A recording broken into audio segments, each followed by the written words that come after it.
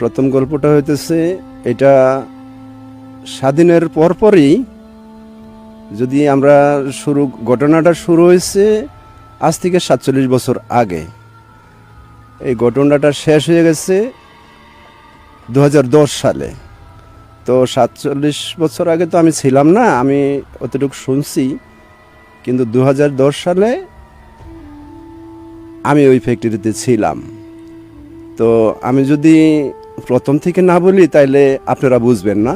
তাহলে আমি শুরু করি প্রথম থেকেই। প্রথম ঘটনাটা ঘটছে যেমন চট্টগ্রামের যে কোনো একটা ফ্যাক্টরিতে। তো ওই কোম্পানির মালিক যে ছিল, প্রথম মালিক, উনি প্রথম রঙের ব্যবসা করতেন।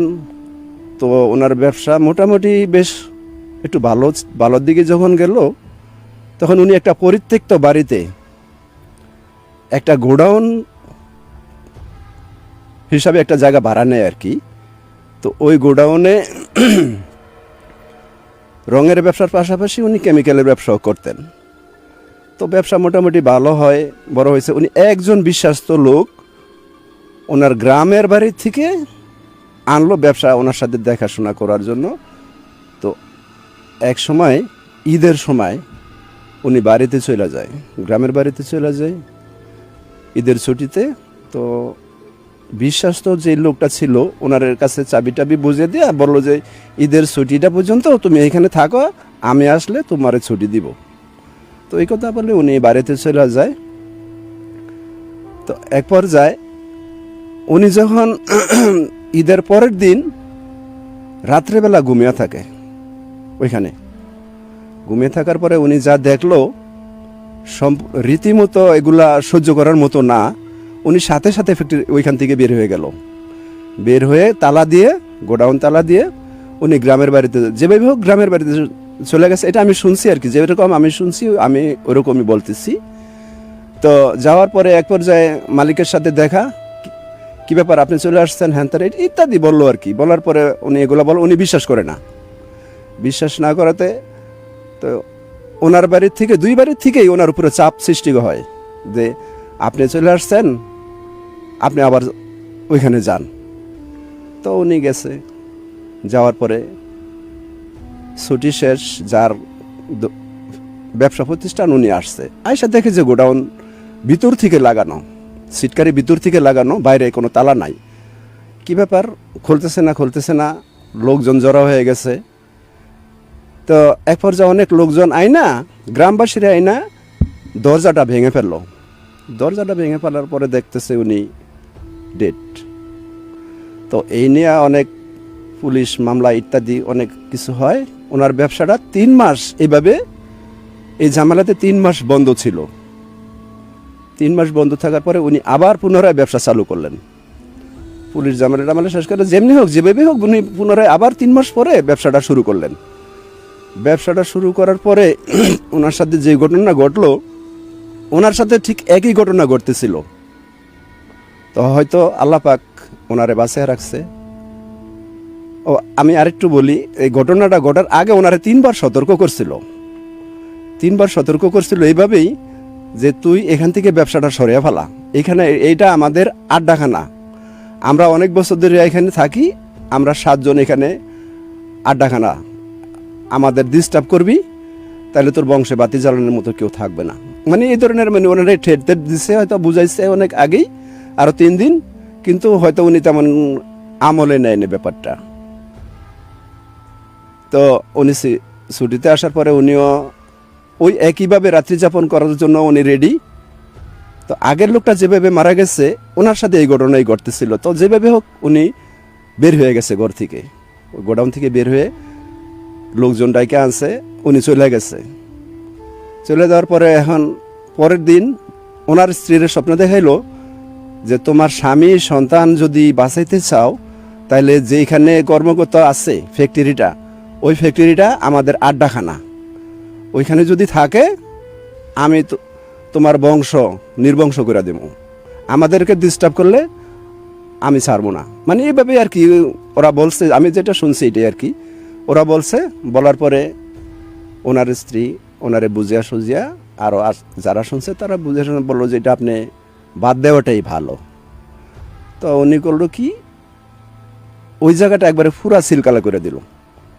এইভাবে দিল মানে দরজার জায়গা ঠিকই আছে, কিন্তু এখান দিয়ে পুরো ওয়াল দেওয়া দিল যাতে কেউ আর যাইতে না পারে কোনো প্রকারেই।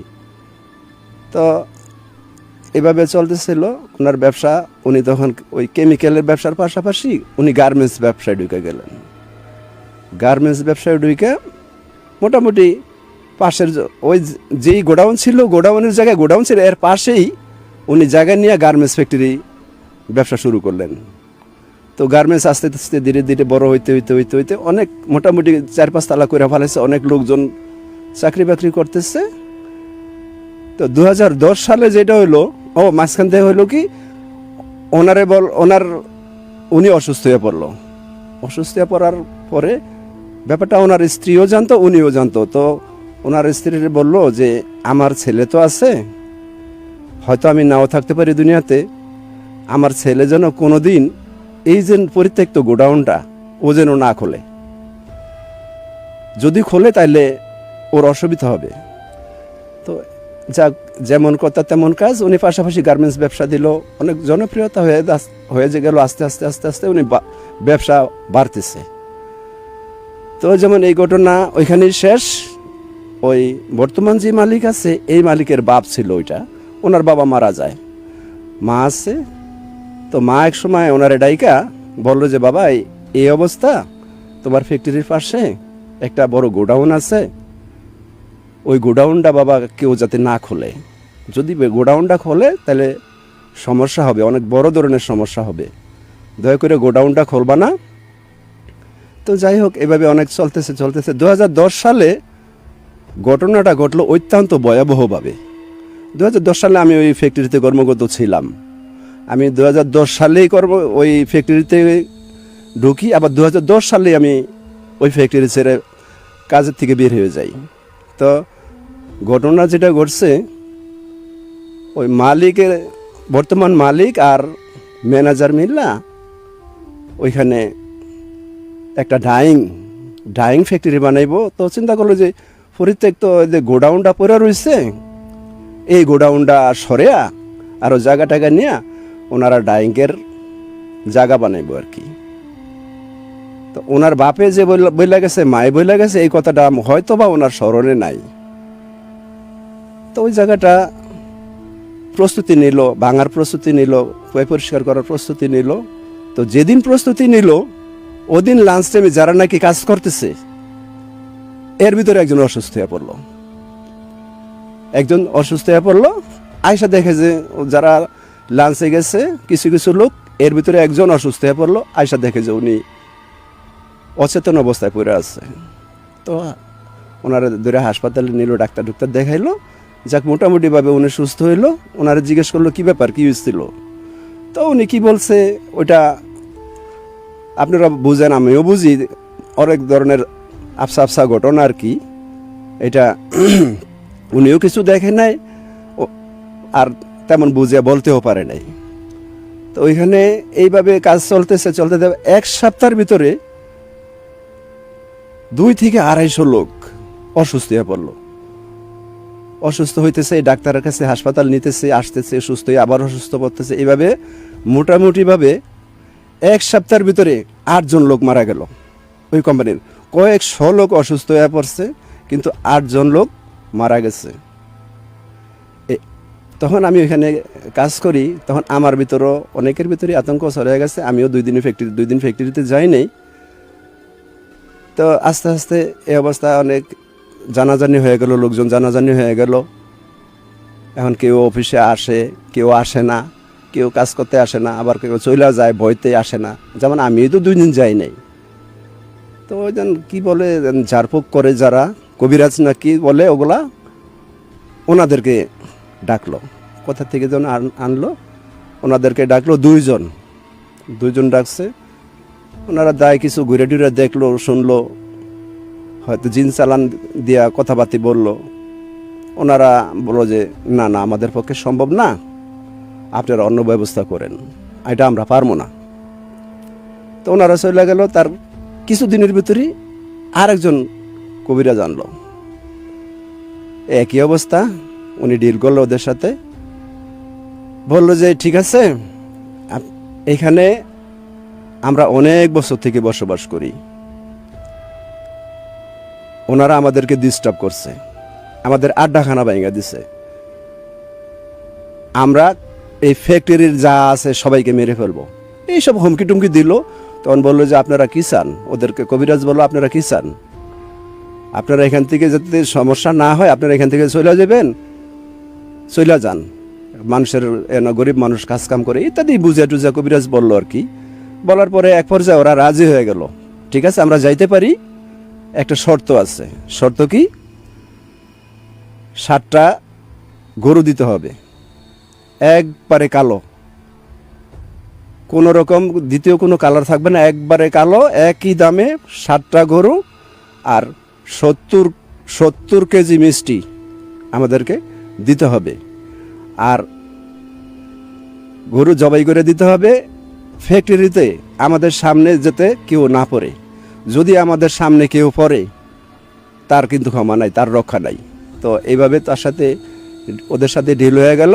তো একদিন মালিক কি করলো, ফ্যাক্টরি 2 দিন ছুটি দেওয়া দিল, 2 দিন ছুটি দিল। তো একই কাজ করলো, ওদের 7টা গরু আনলো, আইনা ওই যেখানে ঘটনাটা ঘটছে ওই দরজার সামনেই 7টা গরু সিরিয়ালভাবে জবাই করে দিল, আর মিষ্টি রেখে গেল। তো এক মহিলা, ঝাড়ুদার মহিলা, উনি কীভাবেই আসলো না কীভাবে আমি বলতে পারবো না, যেটা আমি দারোয়ান থেকে শুনছি, এক ঝাড়ুদার মহিলা উপর থেকে নামলো, নামার পরে সিঁড়ির গোড়ায় যখন আসছে তখন দেখলো যে 7টা দানব আকৃতি, ওরা খালি রক্ত খাইতেছে, রক্ত চুষা চুষা খাইতেছে, আর একটা দানব আকৃতির চোখ ওই মহিলার চোখে পড়ছে। তো মহিলা কি করলো, চিৎকার দিয়া দারোয়ান গাটরুম আছে, গাটরুমের ওইখানে যা পড়ে গেল। ওরা বললো, ওরা জিজ্ঞেস করলো কি ব্যাপার আপনি এখানে হ্যানতেন ইত্যাদি, যখন জিজ্ঞেস করলো তখন বললো আর কি যে আমি এগুলো দেখলাম, এই আকৃতি এইভাবে এগুলো দেখলাম। তো এই কথা বলার পরেই ওনার নাক মুখ দা রক্ত, উনি ওইখানেই স্পটে ডেড। তো ওই আসার পরে যাক ওই ঘটনা শেষ, লোকজন গেল, যে ওই গরুর কাছে লোকজন গেল, ভাইয়া বিশ্বাস করবেন একটা ফুটা রক্ত, একটা বিন্দু পরিমাণ রক্ত কোথাও পরেও নাই, গরুর শরীরেও নাই। মনে হইতেছে কি একবারে মুইসা টুইসা দুয়া মুইসা একবারে শুকনো বানিয়ে ফেলেছে, আর মিষ্টি সব কিছু খাওয়া ফেলেছে। তো ভাইয়া এইটাই ছিল আমার প্রথম ঘটনা।